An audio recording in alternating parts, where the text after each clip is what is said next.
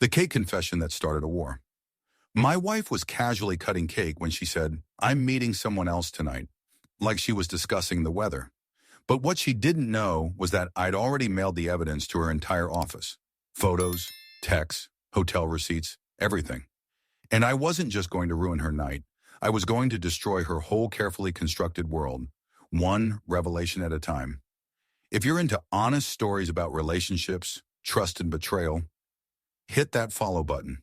You won't want to miss the next one. The knife slid through the red velvet cake with surgical precision. Layer by layer, cream cheese frosting spreading across the blade like evidence across a crime scene. That's when she said it. "I'm meeting someone else tonight." Not shouting, not crying, not even looking guilty.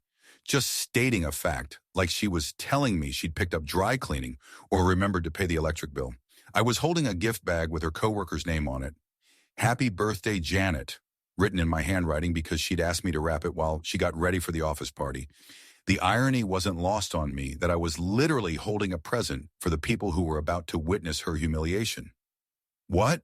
I asked, though I'd heard every word crystal clear. She licked frosting off her finger with the casualness of someone who'd rehearsed this moment in her head. "I didn't think you'd come to the party anyway. You hate my office stuff." True, I did hate her office friends, the way they called me the safe one, like it was an insult. The way they laughed at her jokes that were always aimed at me like tiny arrows. But I'd planned to show up tonight anyway, because I knew something she didn't know I knew. I watched her pack spare heels into her tote bag. Her phone buzzed. She didn't bother hiding the name anymore. Marcus. The same name that had been popping up at 1:23 a.m. for weeks while she pretended to be asleep beside me. "You're not even sorry," I said. She looked at me with that expression. Half pity, half exhaustion. The look people give wet dogs or broken appliances. "Danny, don't make this hard. I'm just tired of pretending. And you already knew anyway." She wasn't wrong. I did know. But what she didn't know was that the manila envelope had already been delivered to her office that morning. What she didn't know was that by 6:30 p.m., every single person at that birthday party would have seen the contents. What she didn't know was that I wasn't the broken man she thought I was anymore. The envelope wasn't thick, just a standard office folder with bendable metal clips. No name on the front, no return address, just an anonymous delivery dropped at the reception desk, sealed and timestamped for maximum impact. Inside were three things that would change her life forever.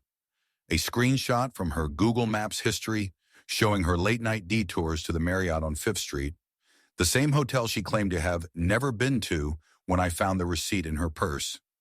Printed copies of her text conversations with Marcus, graphic enough to make HR uncomfortable, detailed enough to prove this wasn't just an emotional affair, and a photo, one I'd taken myself from across that hotel parking lot 3 weeks ago.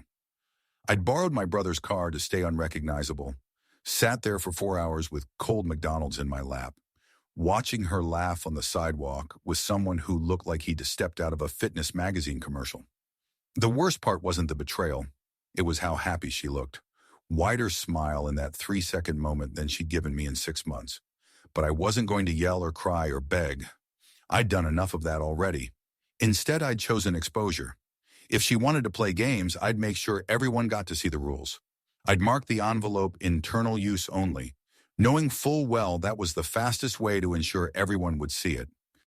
Office gossip spreads like wildfire, especially when it involves the VP's birthday party and someone's secret boyfriend. At 6:42 p.m., the receptionist signed for the package. At 6:55 p.m., she posted an Instagram story, cake in hand, fake smile, caption reading, "Work family vibes." At 7:12 p.m., I watched the post get deleted. At 7:20 p.m., my phone buzzed with a text from her. "What the fuck did you do?" I didn't respond. For the first time in years, I wasn't the one begging for attention. I was the one holding all the cards. I waited until 8 p.m. before driving to the party. By then, the envelope would have made its rounds, the drinks would be flowing, and the whispers would have started. Perfect timing. I pulled into the parking lot wearing the same hoodie she'd said made me look like a college dropout with no ambition. Tonight, that was exactly the energy I wanted. Underestimated, invisible, dangerous. I walked through the front doors of the downtown venue like I belonged there. Nobody questioned me. That's the thing about confidence. It doesn't need an invitation. The elevator was packed with tipsy coworkers making TikToks and taking selfies. I stood in the back, hands in my pockets, heart beating like a war drum. When the doors opened to the rooftop venue, I was hit with lights, music, and the sound of 100 conversations I wasn't supposed to be part of. There she was, in a black dress I'd never seen before, hair curled perfectly, heels that probably cost more than my car payment. She was laughing with a group near the bar, her arm casually draped around him. Marcus, of course. He had the posture of someone who'd never been humiliated in his life. That was about to change. I walked slowly along the edge of the crowd, watching the room like a chess master studying the board. I didn't want to confront anyone yet. I wanted to observe the massacre in real time. And it was beautiful. One by one, I watched it happen. Phones pulled from purses and pockets, eyes widening as they scrolled through the evidence.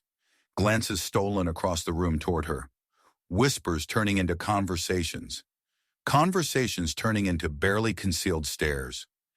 I watched her smile falter when Janet, the birthday girl, leaned in to whisper something urgent in her ear. Watched her face cycle through confusion, then understanding, then pure rage as she scanned the crowd, looking for the source of her exposure. That's when our eyes met across the room. Me standing by the dessert table with a beer I wasn't drinking, just watching her world crumble in slow motion. Her, realizing that the safe husband she'd been so eager to discard had just become the most dangerous person in the building. She started walking toward me, Marcus trailing behind like a lost puppy, the entire party subtly parting to give them space. This wasn't going to be quiet. She grabbed my wrist hard enough to leave marks and yanked me toward a side door, through the main floor, and into one of those narrow service hallways that smell like industrial cleaner and broken dreams. The music dulled to a distant hum. She spun around, breathing hard, cheeks flushed with fury. "What the hell did you do?" "I told the truth. Isn't that what you always said I was too scared to do?" "You ruined everything," her voice echoed off the concrete walls. "Do you have any idea what people are saying out there? My boss saw those photos." "Which part are you mad about? That they saw it or that it's real?" She looked like she wanted to hit me, but instead she pressed her hands to her temples and started pacing like a caged animal. "You blindsided me. You think this makes you look strong? You look pathetic. You've always needed people to feel sorry for you. That stung, but not the way it used to. You think you can play victim now?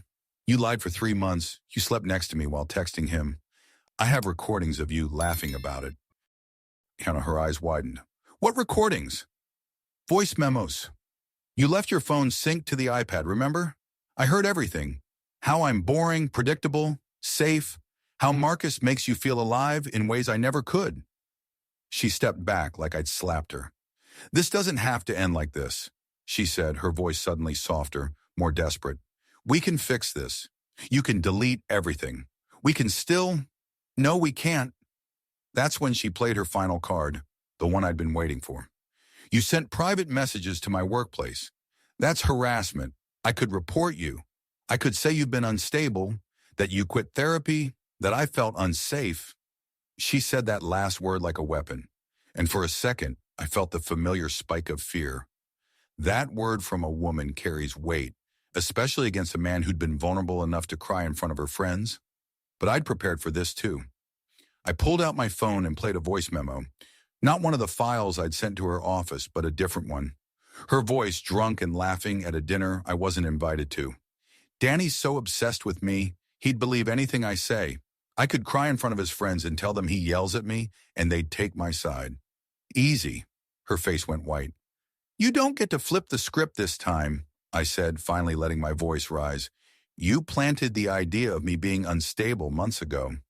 You stopped inviting me places, started telling people I was going through something.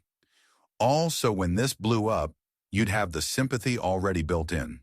A catering worker peeked through the far door, then quickly disappeared. Good, let them talk. Can we please just go home and talk like adults? She whispered. I'm sure Marcus wouldn't mind you leaving early.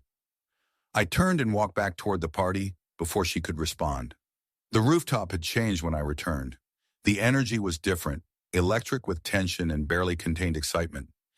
This wasn't just office gossip anymore. This was a live-action scandal unfolding in real time. Marcus was standing near the bar, holding a drink he clearly hadn't touched, scanning the room like a man looking for the nearest exit. When he saw me approaching, his eyebrows lifted in recognition and dread. Marcus, I said calmly. Danny, right?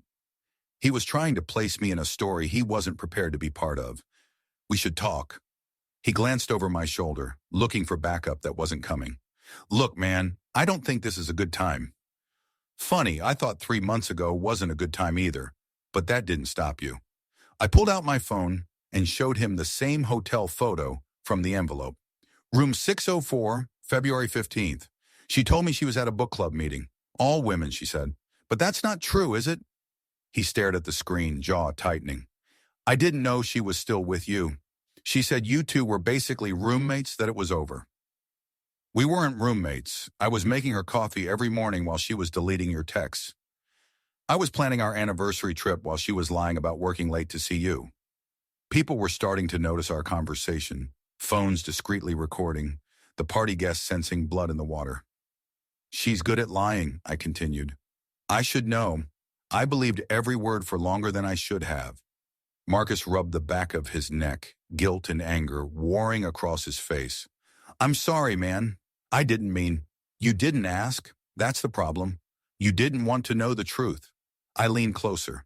But you should also know, she was planning to drop you next. Told her friend you were just a phase, that she needed someone with more ambition. His mouth twitched. I wasn't just destroying her world. I was taking him down too. Behind him, I saw her step back onto the rooftop. Our eyes locked across the room, and I could see the panic as she realized what was happening. Don't let her spin this, I told Marcus quietly. She's already rehearsed 10 versions where she's the victim. You just need to decide if you want to be her next casualty. She started moving toward us, but Marcus held up his hand to stop her. We need to talk, he said to her, his voice cold. That was my cue to leave.